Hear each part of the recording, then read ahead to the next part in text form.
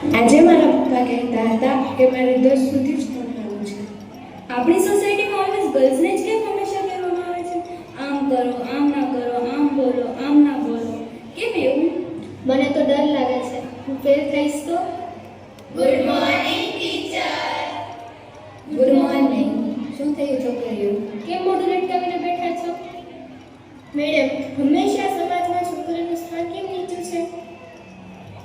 બેટા, આ દુનિયામાં તો શું સમગ્ર બ્રહ્માંડમાં કોઈ એવો વ્યક્તિ નથી જે દીકરી સ્ત્રી સાથે સમોડો ઊભો રહી શકે. જો સાંભળો, દીકરી છે ને એ સોનું છે અને સોનાને સાચવવું તો પડે ને.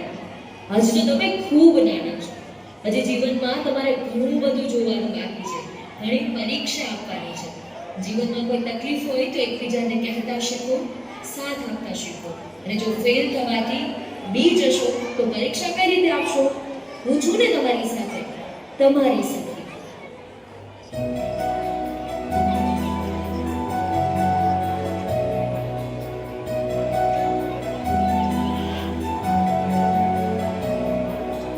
आंसू के संग ना बहूंगी सखी, अब ना मैं गुमसुम रहूंगी सखी, सहने से बेहतर कहूंगी सखी,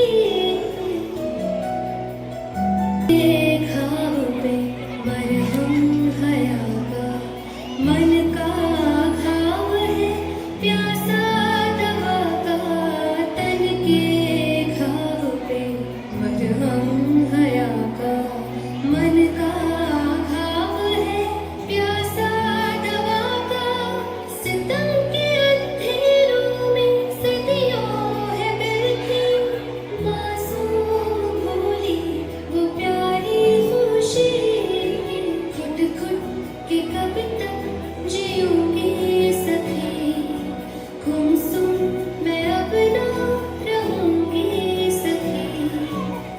સાંભળો સાંભળો, 10th નું રિઝલ્ટ આવી ગયું. શું થયું? શું આવ્યું result madam? You are fail. બેટા, એક્ઝામ આવ્યા છો, જીવન નહીં.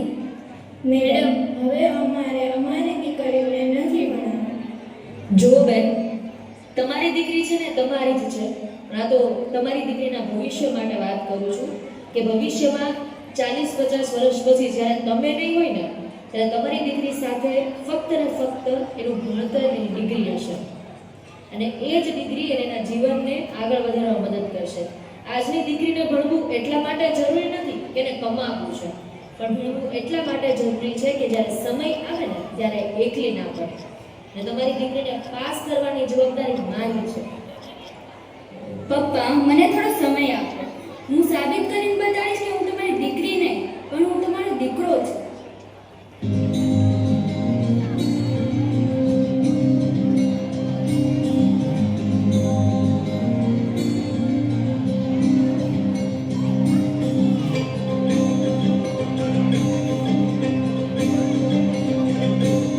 बाबुल प्यारे सजन सखारे सुनो मेरी मैया, पूछ नहीं मैं किसी के सर का ना मझधार में नैया, पतवार बनूंगी लहरों से लड़ूंगी, पर मुझे क्या बेचेगा रुपया, ओ मुझे क्या बेचेगा रुपया.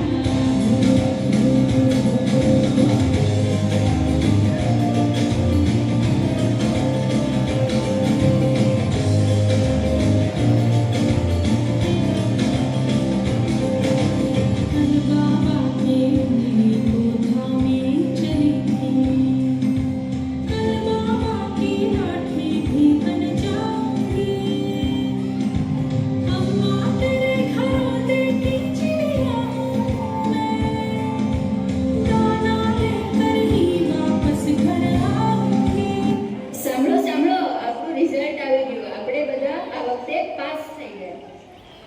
મેડમ, તમે અમને પરીક્ષામાં તો પાસ કરાવી દીધા, બટ હવે જીવનમાં? જો બાળકો, દરેક જગ્યા પર હું હોઉં એ જરૂરી નથી. એક નારી તરીકે આ લડાઈ તમારી છે અને તમારે જ લડવાની છે. જાઓ, બતાવી દો આ સમાજને કે જો એક દીકરીને મોકો મળે તો આ સમાજની અર્થવ્યવસ્થા એક સ્ત્રી સંપૂર્ણપણે બદલી શકે છે.